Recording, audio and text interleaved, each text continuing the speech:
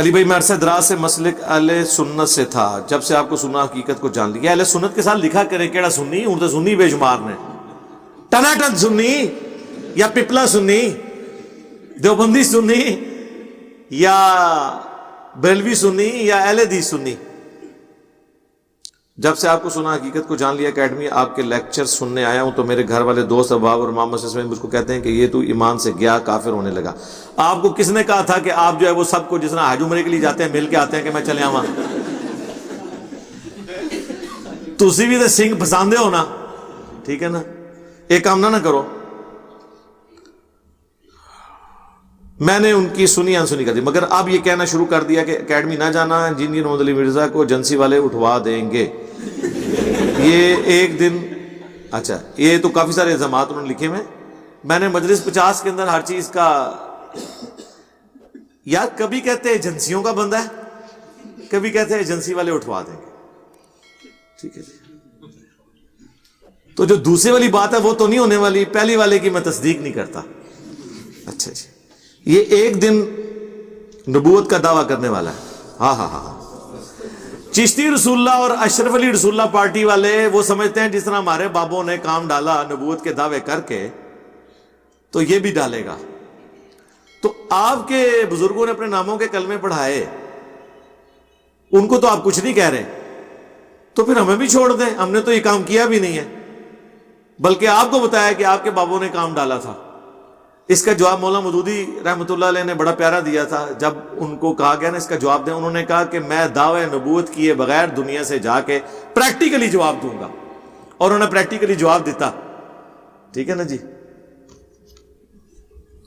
سب طالب علموں سمیت پتہ ہی نہیں لگتا سب کدھر گئے، برائے مہربانی میری رہنمائی کریں، میرا حوصلہ بڑھائیں۔ آپ کا حوصلہ یہ بڑھا رہے ہیں ہم کہ آپ مجلس نمبر 50 دیکھیں، اور انشاءاللہ آپ کا حوصلہ بلند ہو جائے گا، اور اللہ تعالیٰ آپ کا حامی و ناصر ہو۔ ہم سب کے لیے دعا کرتے ہیں۔ کیا ہم عیسیٰ علیہ السلام سے مدد مانگ سکتے ہیں جیسا کہ وہ زندہ بھی ہیں؟ زندہ تو ہے نا، لیکن ان تک بات نہیں نہ پہنچا سکتے۔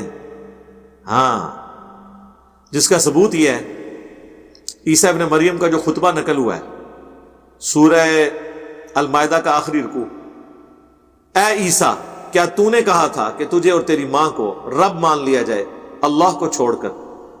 تو وہ قیامت کے دن کیا کہیں گے کہ اے اللہ مجھے کب شایع تھا کہ میں یہ کام کرتا، میں نے تو ان سے وہی کہا تھا جو تو نے مجھے حکم دیا تھا کہ عبادت کرو اللہ کی جو میرا بھی رب ہے اور تمہارا بھی رب ہے، اور اے اللہ جو کچھ تیرے دل میں ہے وہ میں نہیں جانتا، جو میرے جی میں ہے وہ تو جانتا ہے۔ بالفرض اگر میں نے ان سے کوئی بات کی بھی ہوگی تو تیرے علم میں تو ہوگی نا، کیونکہ جو تیرے دل میں ہے وہ میں نہیں جانتا، اور جو میرے دل میں ہے وہ تو جانتا ہے، تو علام الغیوب ہے۔ تو اے اللہ جب تک میں ان میں موجود تھا ان پر گواہ تھا، جب تو نے مجھے اٹھا لیا پھر تو ان پر گواہ تھا۔ تو عیسیٰ ابن مریم کو تو یہ بھی نہیں پتا کہ ابھی کیا ہو رہا ہے دنیا میں، ذہن میں رکھیے گا۔ اور وہ کہتے ہیں مدد مانگ سکتے ہیں، تو جیسے عیسائی بھی کہتے ہیں کہ پاکستان میں لوگ بابوں سے بھی مدد مانگتے ہیں۔ ہاں، بابوں سے مدد مانگنا جو ہے نا یہ بڑا شرک ہے، اور کسی پیغمبر سے مدد مانگنا یہ چھوٹا شرک ہے، لیکن شرک تو دونوں ہے۔ حقیقت بات ہے کہ یہاں تو لوگ ہر بابے سے مدد مانگتے پھر رہے ہوتے ہیں۔ تو آپ نے کچھ کرنا ہے تو یہ کریں کہ اے اللہ جو تجھے اپنے بندہ خاص عیسیٰ ابن مریم سے محبت ہے، کہ جن کے بارے میں تو نے قرآن میں فرمایا وجیہن فی الدنیا والآخرہ ومن المقربین، دنیا اور آخرت میں وجاہت والے ہیں اور اللہ کے قریبی لوگوں میں سے، قیامت کے دن بھی ٹاپ آف لسٹ جو 5 پیغمبر ہیں جو سورۃ الاحزاب میں اور سورہ شورى میں آیا، محمد رسول اللہ صلی اللہ علیہ وآلہ وسلم، ابراہیم خلیل اللہ، موسیٰ کلیم اللہ، اور عیسیٰ روح اللہ، اور نوح علیہ السلام اجمعین۔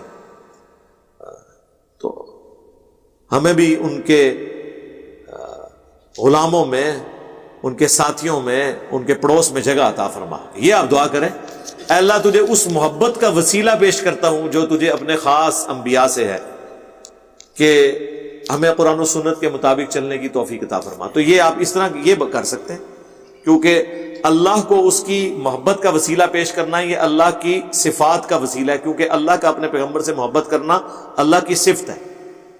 تو اس اللہ کی صفت کا آپ وسیلہ پیش کر سکتے ہیں نبی علیہ السلام سے، اے اللہ اہل البیت سے، صحابہ سے جو تجھے محبت ہے اس محبت کا واسطہ تجھے، وسیلہ اور توسل پہ میرا مسئلہ نمبر 43 دیکھ لیں۔